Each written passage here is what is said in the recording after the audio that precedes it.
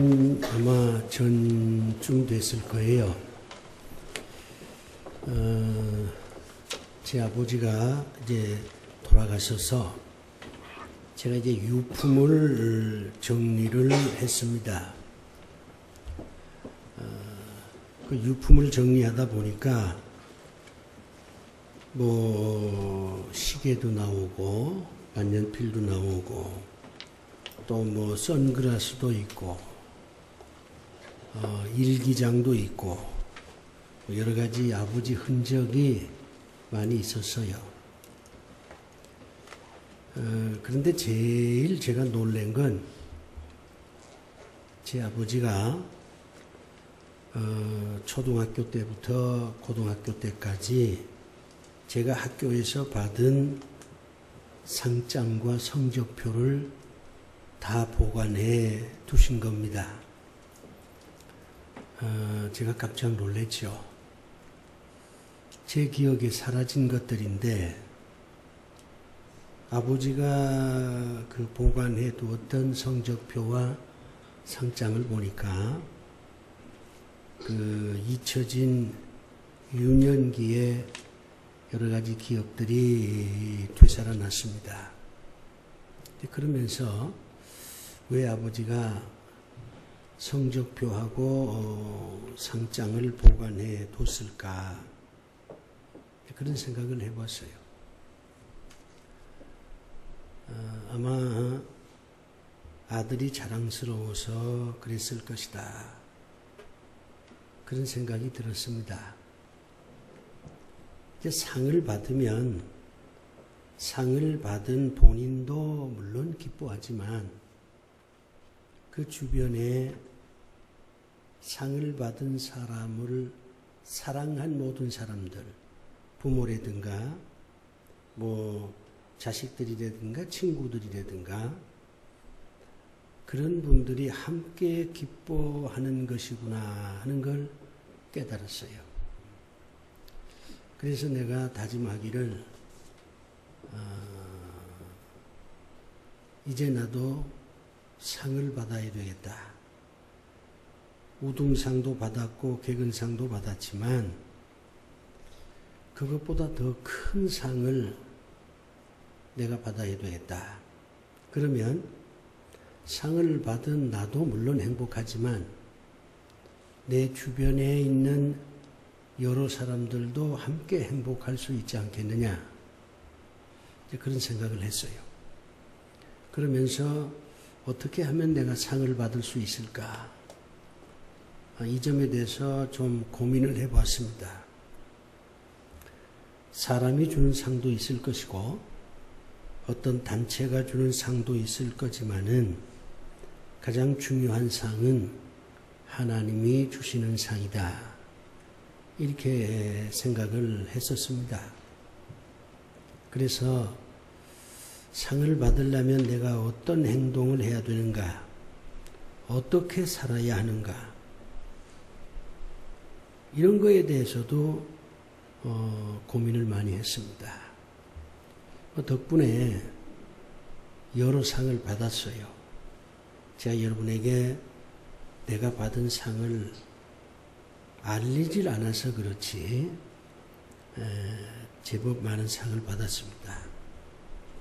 한국일보, 조선일보는 말할 것도 없고 그 외에 몇몇 단체를 통해서 상을 받았어요.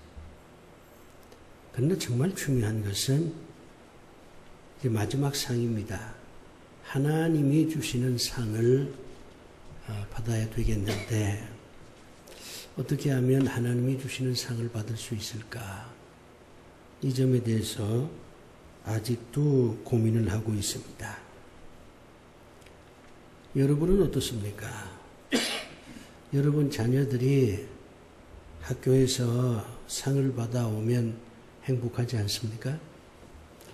남편이 회사에서 무슨 표창장 같은 걸 받아오면 아내 되시는 여러 자매들이 기쁘지요. 우리가 상을 받으면 본인도 주변에 있는 사람들도 다 기뻐하게 마련입니다. 그러니 이제 여러분들도 내가 어떻게 하면 상을 받을 수 있을까? 이 점에 대해서 좀 고민해 보시는 것이 어떨까? 이런 생각을 해봅니다. 어떤 분은 나는 뭐 상 따위는 필요 없다. 이렇게 얘기하지만 그러나 그것은 대단히 교만한 생각입니다. 상을 받을 자신이 없으니까 미리 자기를 합리화시키는 거예요. 우리가 성경을 보면 상에 대한 얘기가 굉장히 많습니다. 면류관이라는 게 상이잖아요. 바울은 나는 하나님께로부터 상을 받기 위해서 살아간다. 그렇게 솔직히 고백을 했습니다. 그리고 고린도 교회 교인들 보고 너희들도 나처럼 상을 받으려고 노력하라. 그렇게 말씀을 합니다. 하나님은 상 주시는 분이십니다. 좀 다른 얘기를 해보죠. 인생이 뭘까요? 우리가 이제 인생이란 단어를 참 많이 쓰는데 인생이란 도대체 뭡니까? 여기에는 정답이 있을 수가 없어요. 다 나름대로 인생은 이렇다 저렇다 얘기를 할 수가 있으니까요. 그런데 동서고금을 통해서 많은 시인들이 인생에 대해서 세 가지로 얘기를 했습니다. 첫 번째는 인생은 연극이다. 이 말은 상당히 타당한 말입니다. 우리가 다 연극하잖아요. 가면을 써서 연극하기도 하고 또 자기 마음을 속여가면서 연극하기도 하고 또 연극이라고 하는 건 어떤 행동이나 대사를 통해서 상대방하고 교제하는 거잖아요. 그런 점에서 인생은 연극이다. 이런 말은 상당히 절묘한 표현입니다. 또 어떤 시인은 인생은 일장춘몽이다. 그렇게 얘기합니다. 한바탕 꿈과 같다 그 말이에요. 허무하다는 뜻이죠. 이 말도 상당히 타당한 말이에요. 요즘은 뭐 젊은이들도 여러 가지 생활이 어려우니까 인생이 허무하다. 그렇게 얘기를 좀 하겠습니다마는 이 인생이 허무하다 하는 말은 죽음을 앞두고 하는 고백입니다.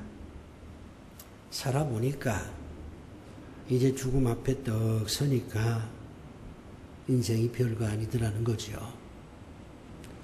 지난날에 그 쓰라렸던 아픔이나 아니면 그 환희, 누렸던 모든 영광, 받았던 치욕, 그때는 그게 굉장히 큰 것 같았지만은 죽음 앞에 떡 서서 돌아보니까 별게 아니더라 그 말이에요.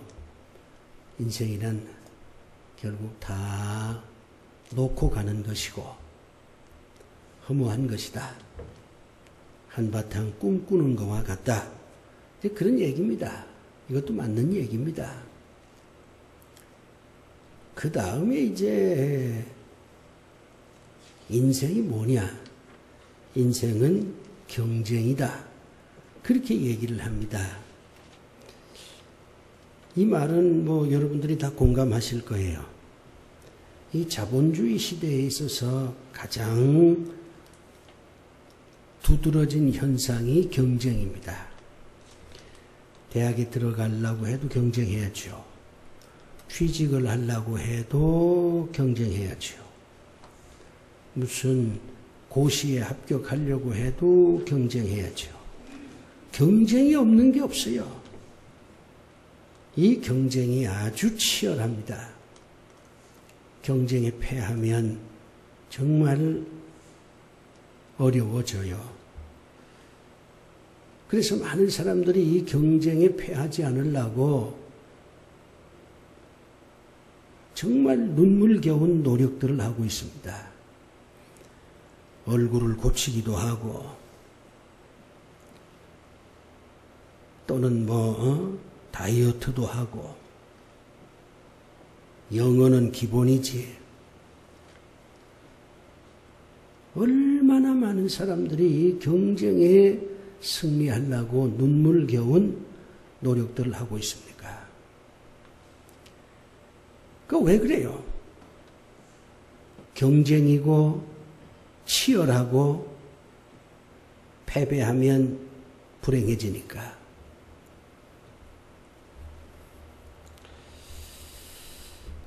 그렇기 때문에 이 경쟁에서 살아남아야 합니다. 이 경쟁에서 우리가 상을 받아야 돼요. 이 경쟁에서 상을 받으면 살아남는다는 얘기잖아요. 경쟁이란 말이나 경주란 말이나 같은 뜻입니다. 경주라고 하는 것은 100m 달리기, 500m 달리기 하는데 지금 선수들이 뛰어들어서 달리는 거잖아요. 혼자 달리는 게 아니라 여러 사람하고 달리는 거잖아요. 그러니까 경쟁이죠. 지금은 이제 올림픽을 하면 금메달, 은메달, 동메달 이렇게 메달이 셋이었는데 그리스 시대에는 1등만 상을 줬어요. 금메달만 상을 줬습니다. 세상은 1등만 기억하지 2등, 3등은 기억하지 않아요. 그런 점에서 그리스 사람들은 아주 냉정한 사람들이었습니다. 1등 외에는 의미가 없다는 거죠. 그러나 점점 이제 문화가 발달하면서 1등만 상 준다는 건 너무 잔인하다. 그러니 2등도 상 주고 3등까지는 상을 줘야 되지 않냐. 그래가지고 은메달, 동메달이 나온 거예요. 오늘 본문도 바울은 그리스 시대 사람이니까 상 받는 사람은 오직 한 사람이다. 그렇게 얘기를 한 겁니다. 사실 경쟁에 1등만 살아남는 거예요. 2등, 3등은 별 큰 의미가 없어요. 그런데 1등 한다는 게 얼마나 어렵겠어요. 2등, 3등도 참 어려운데 1등이라니 이건 정말 힘든 겁니다. 그러나 힘들다고 해서 1등이 없는 건 아니잖아요. 일단 경주를 하면 1등은 반드시 생기게 마련입니다. 1등이 힘들 뿐이지 1등이 없는 것은 아닙니다. 그러니까 우리가 1등 하기가 어렵다 하는 데까지는 나름대로 합리적인 생각이지만 난 1등은 못해. 이런 생각은 패배주의자입니다. 그거는 좋지가 않아요. 벌써 스스로 패배의식을 갖고 경기장에 나가는 거니까 아름다운 모습은 아니죠. 우리가 이제 경주장에 모든 사람들이 다 참여하는 건 아니잖아요. 선수만 이제 뛰는 것이지 관람하는 사람들은 뛰는 게 아니잖아요. 그런 점에서 모든 사람들이 경주하는 건 아닙니다. 자신 없는 사람, 그 사람들은 경주를 안 해요. 구경꾼으로 만족을 하는 거죠. 그런데 하나님께서는 구경꾼이 되라고 말하지 않습니다. 하나님을 믿는 사람들은 인생 경주에 구경꾼이 돼서는 안 된다. 선수가 돼야 된다. 그렇게 말씀을 합니다. 바울은 내가 인생 경주를 한다. 그렇게 고백을 합니다. 그러면서 고린도 교회 교인들 보고 너희들도 구경꾼 되지 말고 선수가 돼서 인생 경주에 참가하라. 그리고 1등하라. 할 수 있다. 그렇게 지금 바울 사도가 고린도 교회 교인들한테 지금 충고를 하고 있는 것이 오늘 본문의 내용입니다.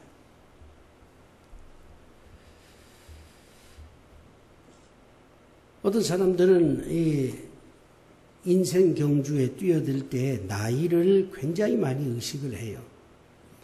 내가 젊었으면 선수가 될 수 있었을 텐데 내 나이가 벌써 70인데 이제 무슨 인생 경주를 한단 말이냐. 난 틀렸다.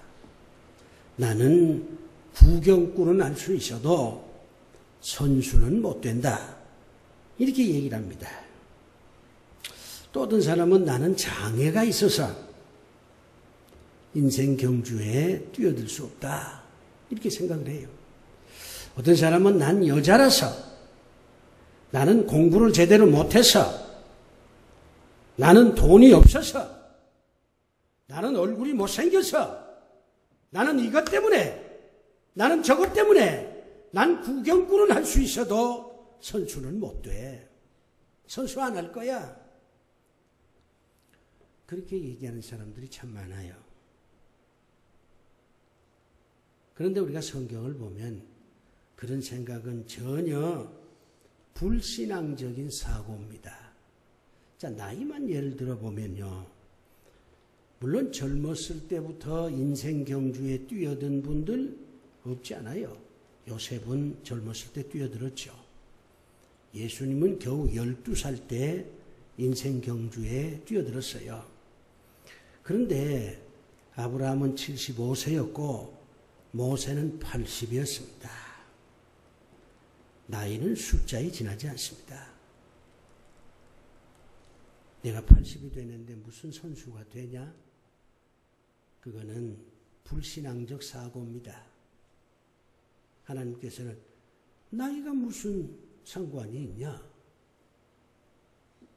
80이 돼도 얼마든지 선수가 될 수 있어. 하나님께서 그렇게 말씀을 합니다. 무슨 공부를 못했다고. 아모스는 공부한 적이 없어요. 누에 치는 사람이었습니다. 뽕나무 밑에서 뽕을 따다가 하나님의 부름을 받았어요. 공부를 제대로 못해도 얼마든지 선수가 될 수 있습니다. 나는 죄가 많아서 과거에 선수는 못 되고 그저 숨어서 구경이나 하겠습니다. 이렇게 얘기하는 것도 불신앙적인 사고예요. 성경에 나와 있는 모든 인물들이 다 죄인이었습니다. 그러니 이제 여러분들은 구경꾼이 되질 마시고 선수가 되어서 운동장으로 나가십시오. 경기장으로 나가세요. 사람이 이제 어떤 경주를 할 때 가장 중요한 경기는 세 가지예요. 첫째는 사랑입니다. 사랑도 경쟁에 이겨야 얻을 수 있어요. 사랑하는 사람하고 평생을 산다. 쉬운 게 아니에요. 사랑하는 사람을 남편으로 아내로 삼는다. 그거 경쟁에서 이겨야 가능합니다. 사랑도 경쟁입니다. 가만히 앉아 있으면 내가 좋아하고 사랑하는 사람이 나한테 다가와서 결혼하자고 그렇게 얘기 안 해요. 두 번째 경기는 사업입니다. 이건 생존 그 자체를 위한 거예요. 사업에 이겨야 먹고 살 수 있어요. 이 사업이라고 하는 건 단순히 무슨 회사를 말하는 게 아니에요. 직장 다니는 것도 사업이고, 회사를 경영하는 것도 물론 사업이고, 이거 다 사업입니다. 사업에 성공해야 먹고 살 수 있어요. 가만히 앉아서 먹고 살 수 있는 세상이 아닙니다. 그 다음에 마지막 하나가 신앙입니다. 신앙도 경쟁이에요. 그저 그런 대로 그럭저럭 신앙생활 하다가 끝내겠다. 그렇게 생각하면 안 됩니다. 기왕에 내가 신앙생활을 한다면 제대로 신앙생활을 하고 싶다. 내가 우리 부활교회에서 1등 신앙생활을 하는 사람이 되고 싶다. 이런 아주 거룩한 야심이 있어야지. 그저 왔다 갔다만 하면 된다. 이런 식의 생각은 잘못된 생각이에요. 신앙 경쟁도 승리하면 하나님께서 몇십, 몇 갑절 상을 줍니다. 우리가 신앙생활 하는 것도 하나님께로부터 상 받기 위해서 하는 거잖아요. 1등 하면 그만큼 상이 더 크지 않습니까? 그러니 신앙 경쟁도 해볼만 하지요. 그 외에도 여러 가지 경주가 있을 겁니다. 경주하면서 다른 사람들하고 치열한 경쟁도 하게 될 거예요. 난 경쟁 안 하겠다. 구경꾼이 되겠다. 여러분, 구경꾼이 되려면요, 우선 입장할 때 돈을 내야 돼요. 그리고 구경할 때는 기분이 좋지만 게임이 끝나고 나면 여러분 다 돌아가야 됩니다. 신문에 여러분 이름이 나오지도 않아요. 누가 알아주지도 않아요. 이름 없는 자로서 운동장 어느 한 구석에 앉아서 소리 몇 번 지르다가 끝나는 거예요. 그런데 선수가 되면 운동장에 들어올 때 선수는 돈 안 냅니다. 선수는 유니폼을 입습니다. 수많은 사람들 앞에서 자기의 기량을 뽐낼 수 있습니다. 자기 팬이 생길 수 있습니다. 이기면 신문에도 납니다. 돈도 벌 수 있어요. 역사에 남을 수 있습니다. 그리고 한번 치열하게 나도 경쟁해 보았노라 이런 황홀한 추억을 만들 수가 있어요. 그런데 구경꾼이 되겠다고요? 그래서 여러분 인생에 남는 게 뭔데? 그저 하루 세끼 밥 먹고 그냥 웃고 울고 그러다 끝나는 거 아니에요? 그런 게 나쁘다는 얘기는 아닙니다. 그것도 인생이지요. 그러나 기왕이면 어차피 인생이 경쟁이라고 한다면 이 경쟁에서 내가 한번 승리해보겠다. 이런 어떤 거룩한 야망 같은 것을 갖고 우리가 살아야 하지 않겠습니까? 특히 젊은 사람들, 특히 노인들.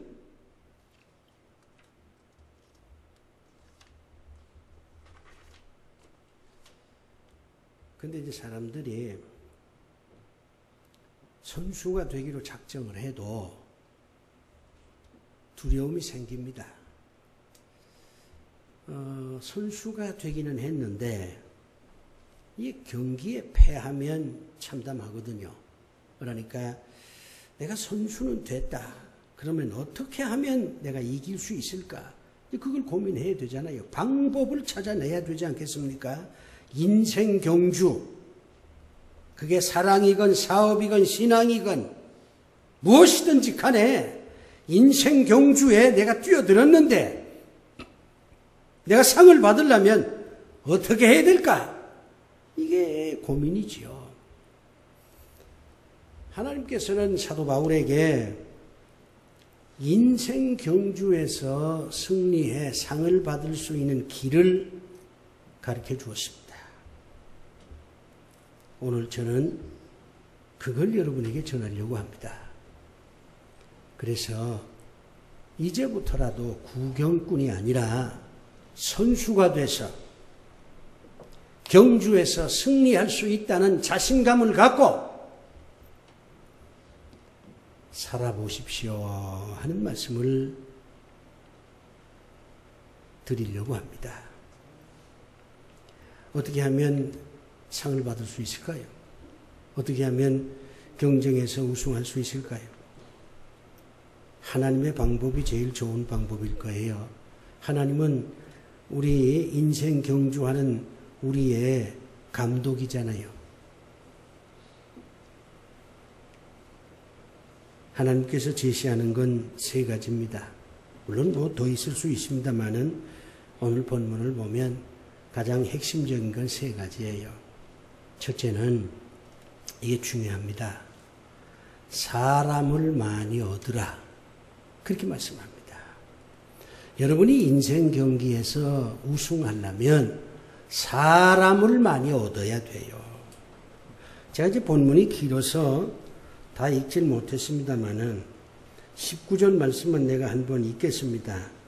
19절에 이런 말씀이 있어요. 내가 모든 사람에게서 자유로우나 스스로 모든 사람에게 종이 된 것은 더 많은 사람을 얻고자 함이라.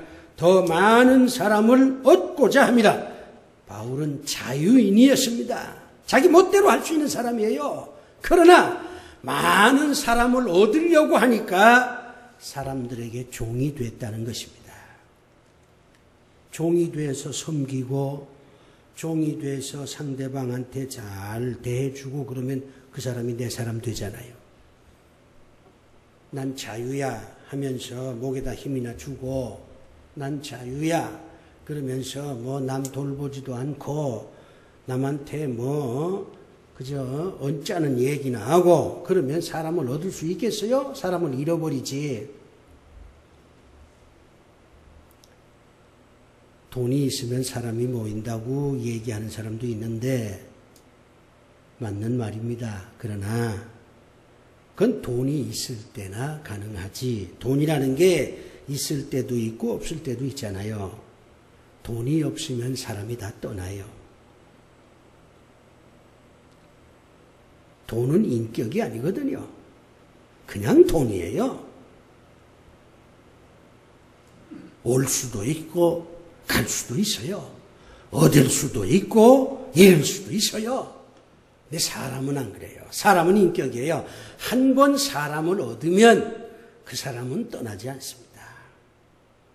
사람을 얻으면 그 사람의 돈도 내 것이에요. 그 사람의 지식도 내 것이에요. 그 사람의 경험도 내 것이에요. 그러면 우리가 인생 경주에서 이기려면 뭘 얻어야 되겠습니까? 사람을 얻어야 합니다.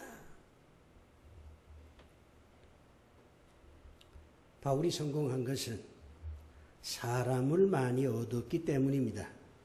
로마서 16장 보면 겐그리아 교회의 여자 집사 베베로부터 시작을 해서 브리스길라, 아굴라 부부로 해서 26명의 이름이 나옵니다.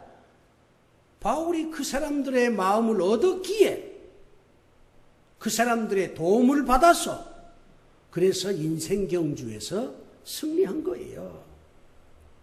다윗도 마찬가지입니다. 돈 벌려고 하는 생각보다는 사람을 얻으려고 노력을 하셔야 됩니다. 사람이 재산이에요. 이게 하나님께서 말씀하시는 승리의 첫 번째 원칙입니다.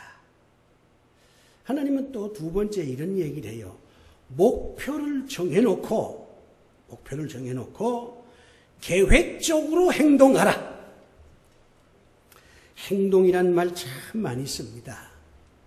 근데 이 사람들은요, 행동이라 그러면 움직이는 것을 행동이라고 그렇게 불러요. 여기 있다가 저쪽으로 가면 행동한다. 앉았다가 일어나면 행동한다. 이렇게 얘기하는데 행동이라고 하는 단어를 잘못 해석하고 있어요. 원래 행동이란 말은 목표를 이루기 위해서 계획적으로 움직이는 것을 행동이라고 합니다. 목표에 맞지 않는 움직임은 행동이 아니에요. 계획적으로 움직이지 않는 것도 행동이 아니에요. 인간이 행동하는 존재라고 하는 앙드레 말로의 말은 어떤 목표를 정해놓고 그 목표를 이루기 위해서 계획을 짜고 계획한 대로 움직이는 것을 말합니다. 그래서 인간은 행동하는 존재라 그렇게 표현한 겁니다.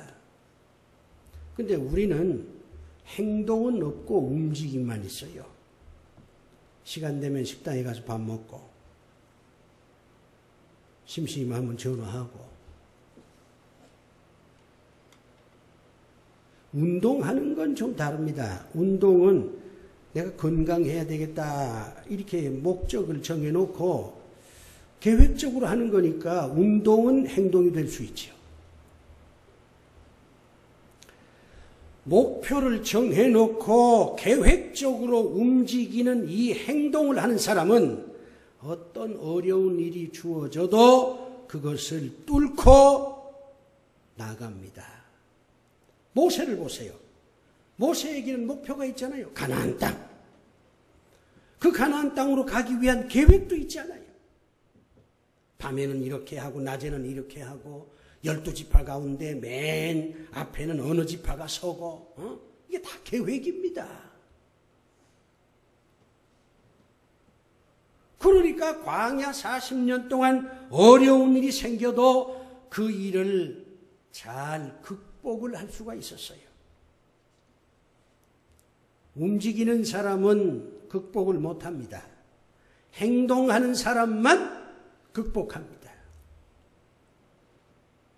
그래서 하나님께서 목표를 정해놓고 계획적으로 움직이라.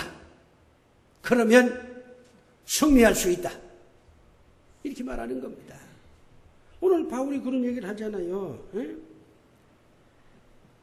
26절에 보니까 그러므로 나는 다름질하기를 향방 없는 것 같이 아니하고 싸우기를 허공치는 것 같이 아니했다. 목표를 정해놓고 계획적으로 움직였다. 그 얘기잖아요.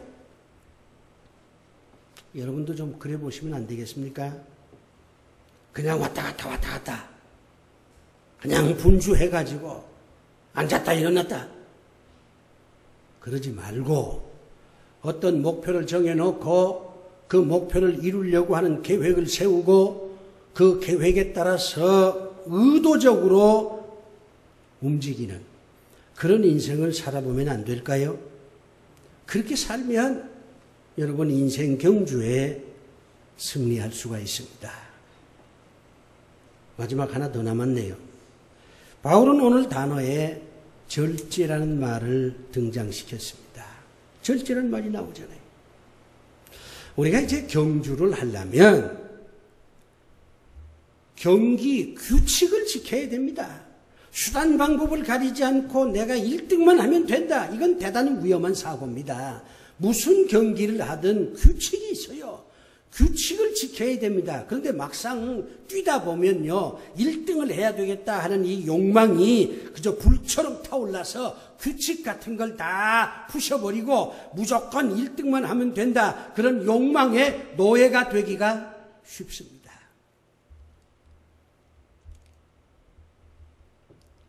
그러면 1등 해봐야 메달만 뺏겨요. 자기 통제를 할 수 있어야 됩니다. 성경에 보면 이제 사울 왕이 참 비극적인 사람입니다. 다윗이 등장하면서 국민들이 다윗을 더 좋아하거든요. 그럴 수밖에 없어요. 젊지요. 싸움 잘하지요. 노래 잘하지요. 춤 잘 추지요. 잘생겼지요. 그러니 국민들이 다윗을 칭송하는 건 당연한 겁니다. 국민들 나쁘다고 얘기하면 안 돼요. 사울왕이 그걸 보고 샘도 나고 속상한 것도 당연한 겁니다. 사울왕이 무슨 성인군자가 아니잖아요. 그러면 지금 이 사울왕하고 다윗이 지금 경쟁을 하고 있는데 이 사울왕이 다윗을 이기려면 내가 어떻게 해야 될 것이냐 하는 걸 좀 고민하면서 해답을 찾아야 하지 않습니까? 무조건 미우니까 시기심이 생기니까 그냥 죽여야 되겠다. 그 자기 통제를 못하니까 그런 서글픈 방법을 선택한 겁니다. 방법이 없는 거 아니에요. 다윗이 젊고 잘생기고 국민들의 지지를 받고 어쩌고 저쩌고 했지만 왕은 아니잖아요. 사울이 왕입니다. 그러면 정치를 잘해서 백성들 잘 먹고 잘 살게 해주고 백성들 편안하게 해주고 왕이니까 충분히 할 수 있잖아요. 그러면 백성들이 나중에는 그래도 우리 왕이 최고야. 우리 왕이 말이야 우리 이렇게 배불리 먹여주고 편안하게 살 수 있게 해주잖아. 뭐 다윗이 잘생기긴 했지만 지도 뭐 늙으면 뭐 별 수 있나. 백성들이 그렇게 생각을 합니다. 그래서 사울왕에게 더 칭송이 갈 텐데 불행하게도 정말 불행하게도 이 사울왕은 절제를 못했어요. 시기심, 미움의 그 욕망을 절제하지 못해서 다윗을 죽여야 되겠다고만 생각을 하니까 그렇게 불행한 최후를 맞이하게 된 겁니다.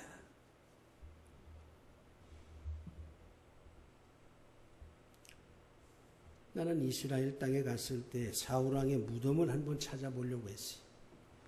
가서 그를 애도하려고 했습니다. 너무 안 됐어요. 근데 그 무덤이 없어. 성경에 보면 무덤이 있긴 합니다마는 목이 없지요. 블레셋 군대가 왕의 목을 쳐가지고서는 가지고 와버렸어요. 그의 시신을 바위에다가 걸어 놓았습니다. 독수리들이 와서 다 파먹었어요.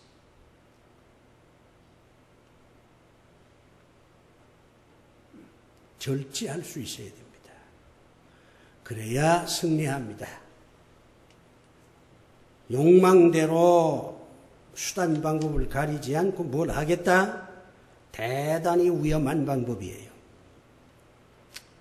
사랑하는 교회 여러분, 아직도 늦지 않았습니다. 구경꾼 되지 마시고 선수가 되어 운동장으로 나아가십시오. 큰 상을 바라보면서 이제 달리기를 시작하십시오. 인생 경주를 시작하십시오. 아직도 늦지 않았습니다. 젊은이들은 말할 것도 없고 나이 드신 분도 이제 유니폼으로 갈아입고 경기장으로 나가십시오. 사람을 많이 얻으십시오. 목표를 정해놓고 계획된 움직임을 하십시오. 그게 행동입니다. 그리고 절제하시기 바랍니다. 그러면 여러분들은 상을 받는 분들이 되실 것입니다. 기도합시다. 아버지 하나님, 오직 상을 받는 사람이 되게 하여 주시옵소서.